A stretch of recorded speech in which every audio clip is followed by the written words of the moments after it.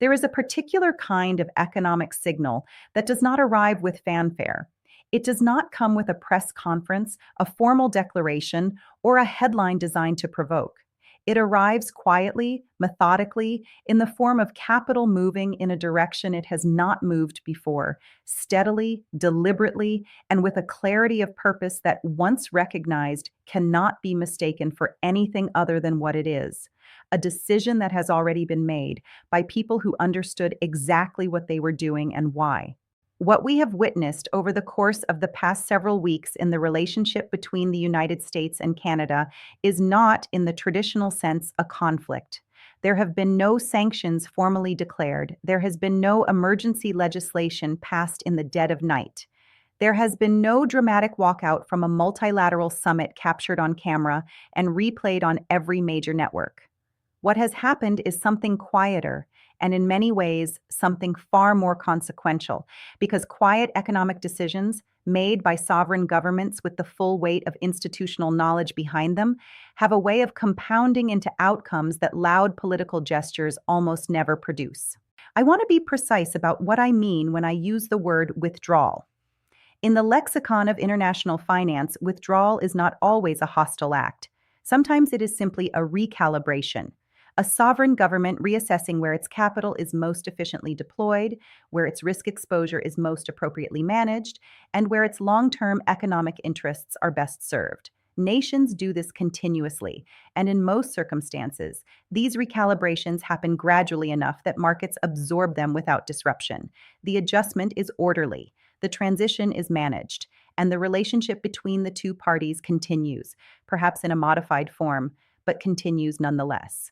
What makes the current situation between Canada and the United States different, and what I believe demands a level of analytical seriousness that has been largely absent from public discourse on this subject, is the pace, the scale, and the context in which Canada's withdrawal from certain key areas of economic engagement has occurred. This is not a gradual recalibration. This is a measured, deliberate repositioning of Canadian economic posture away from deep structural interdependence with the United States. And it is happening at a moment when the United States can least afford to be cavalier about the signals it is receiving from its closest trading partner and one of its most significant creditors. Let me speak plainly about the Treasury market because I think it is the most important place to begin this conversation. The United States Treasury market is the deepest, most liquid financial market in the world. It is the foundation upon which the global financial system rests. When foreign governments hold US Treasuries, they are not simply making an investment decision in the narrow sense of the term. They are expressing a form of confidence. Confidence in the stability of American institutions, confidence in the long-term fiscal trajectory of the United States government, confidence in the rule of law, in the predictability of policy, and in the foundational premise that the United States will honor its obligations. Foreign holdings of U.S. Treasuries are, in a very real sense, a referendum on American credibility conducted continuously in real time by the governments and institutions that have the most sophisticated understanding of what American credibility actually means. Canada has been a consistent and significant holder of U.S. Treasury securities. This is not surprising. The two economies are deeply integrated. More deeply integrated, in fact, than almost any other two national economies in the world. The United States and Canada share the longest undefended border on Earth. They share a common legal heritage, a largely common language, deeply intertwined supply chains, and decades of accumulated institutional trust built through agreements like the original Canada-United States Free Trade Agreement, NAFTA, and its successor, the United States-Mexico-Canada Agreement. The financial flows between the two countries reflect this integration. Canadian pension funds, sovereign wealth vehicles, and government reserves have historically maintained substantial exposure to U.S. dollar-denominated assets, including treasuries, precisely because the economic logic of doing so has been overwhelming. When that logic begins to change, When a government as sophisticated and as financially capable as Canada's begins to quietly reduce its exposure to US Treasury securities, the appropriate response is not to dismiss it as routine portfolio management. The appropriate response is to ask what has changed in the underlying calculus and to take seriously the answer that emerges.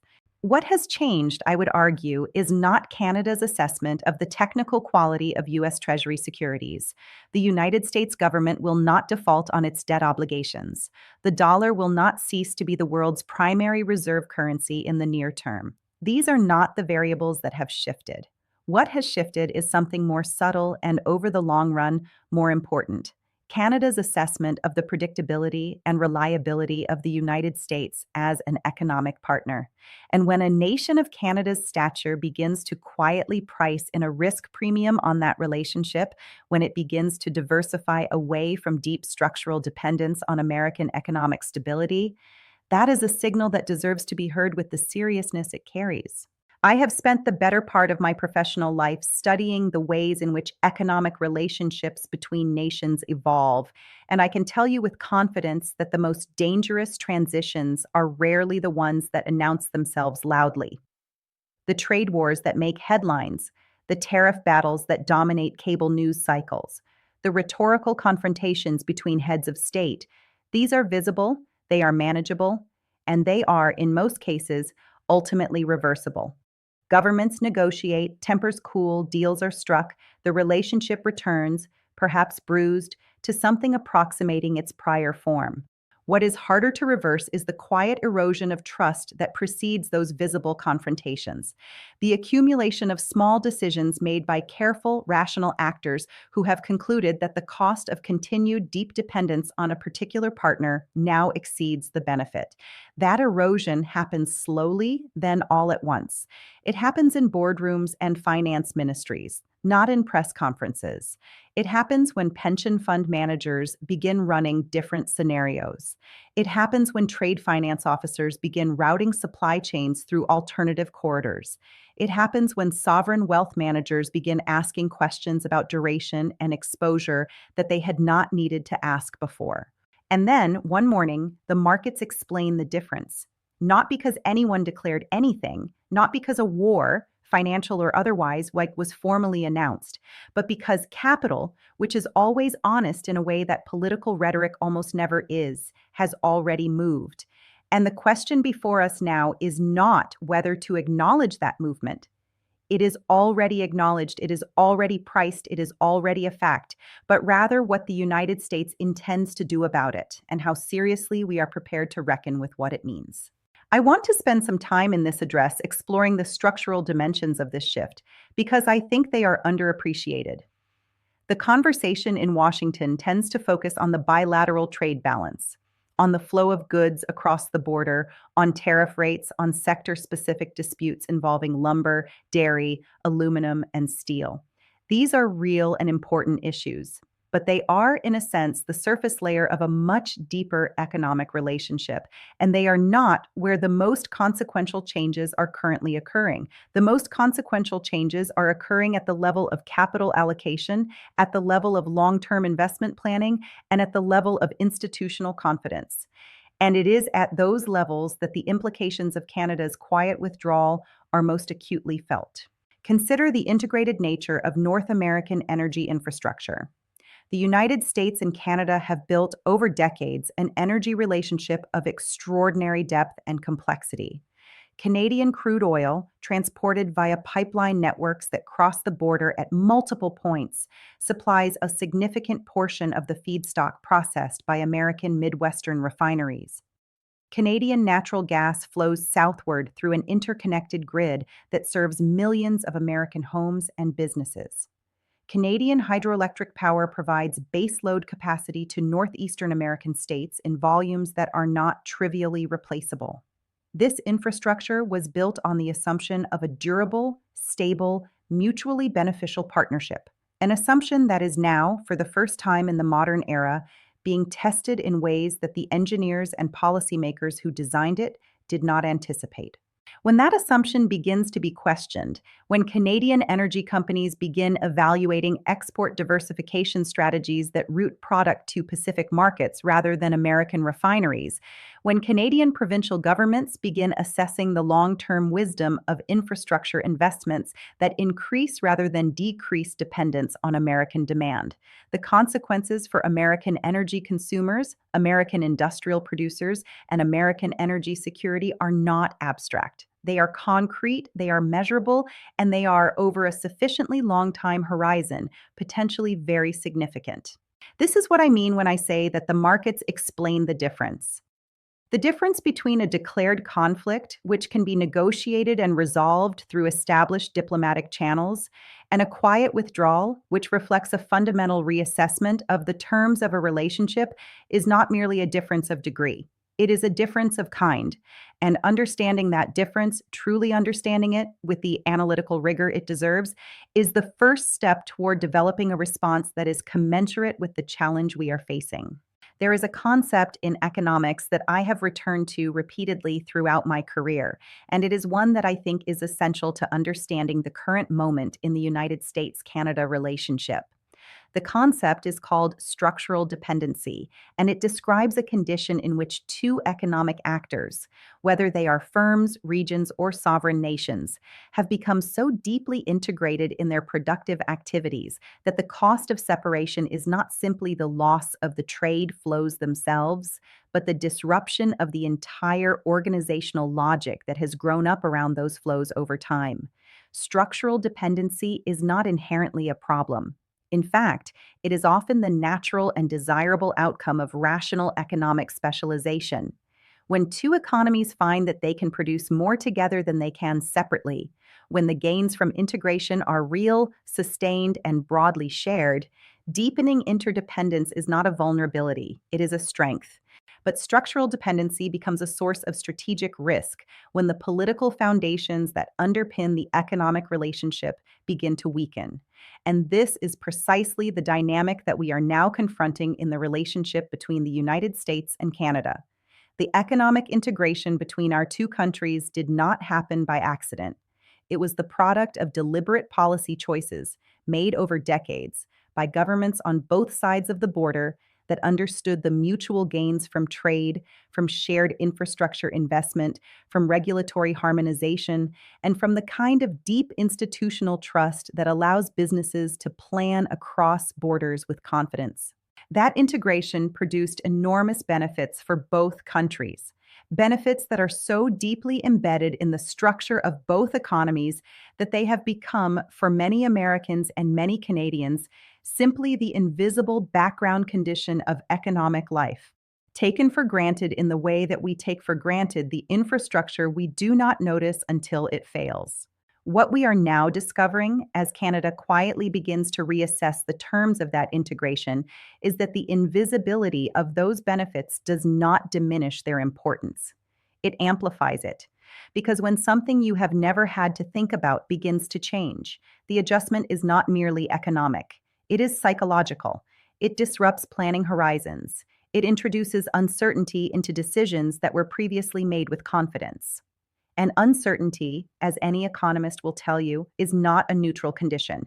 It has real costs, costs that show up in investment decisions deferred, in supply chains restructured at significant expense, in financing costs elevated by risk premiums that were not there before, and in the gradual erosion of the institutional trust that took decades to build. I want to be specific about what structural dependency looks like in the context of the United States-Canada economic relationship, because I think the specificity matters enormously. It is easy to speak in generalities about integrated economies and shared borders. But the reality of this relationship is best understood through the details, through the particular industries, the particular supply chains, the particular financial flows that bind these two economies together in ways that are not easily or quickly unwound. Begin with the automotive sector, which is perhaps the most vivid illustration of cross-border economic integration in the world.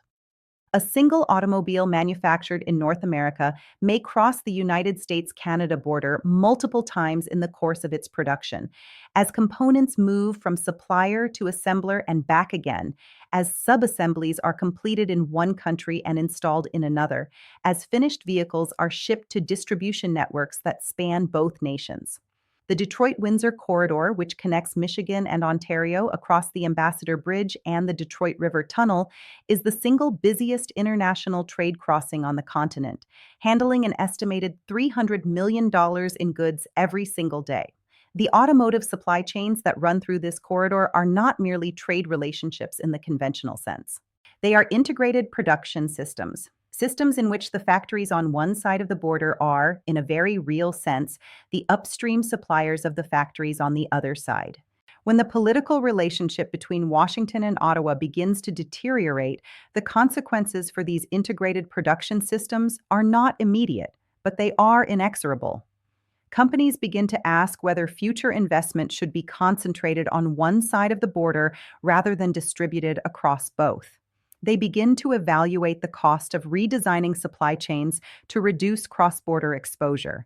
They begin to price in the possibility of future tariff disruptions, regulatory divergence, or customs delays that would not have been considered credible risks in a more stable political environment.